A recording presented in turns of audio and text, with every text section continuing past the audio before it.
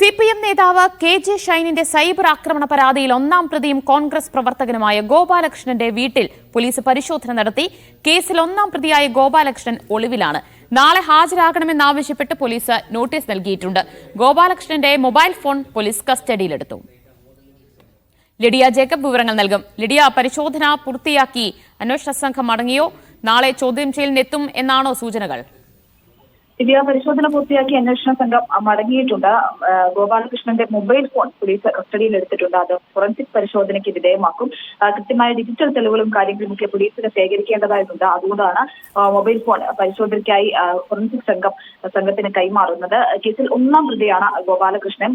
മാത്രമല്ല, രണ്ടാം പ്രതി കെ.എം. ഷാജഹാനാണ്. ഇരുവരും ഒളിവിലാണ് എന്നാണ് അറിയാൻ സാധിക്കുന്നത്. ഗോപാലകൃഷ്ണന് ചോദ്യം ചെയ്യലിനായി നോട്ടീസ് നൽകിയിട്ടുണ്ട്. നാളെ ആലുവ സൈബർ ഡോമിൽ ചോദ്യം ചെയ്യലിനായി ഹാജരാകണം എന്നാണ് അറിയിച്ചിരിക്കുന്നത്. മാത്രമല്ല, ഒരാളെ കൂടി നിലവിൽ ഇതിൽ പ്രതി ചേർത്തിട്ടുണ്ട്. കെ.ജെ. ഷൈന്റെ സൈബർ ആക്രമണ പരാതിയിൽ മറ്റൊരാളെ കൂടി പ്രതി ചേർത്തിട്ടുണ്ട്.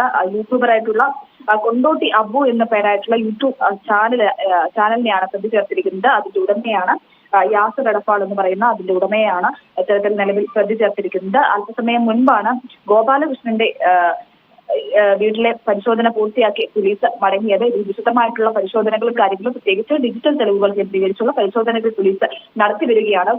കെ. ഉണ്ണികൃഷ്ണൻ എം.എൽ.എയുടെയും കെ.ജെ. ഷൈന്റെയും മൊഴി പോലീസ് രേഖപ്പെടുത്തിയിരുന്നു. ആ മൊഴിയുടെ അടിസ്ഥാനത്തിലാണ് പോലീസ് പരിശോധന നടത്തുന്നത്. പ്രത്യേക അന്വേഷണ സംഘമാണ് പരിശോധനയ്ക്ക് നേതൃത്വം നൽകുന്നത്.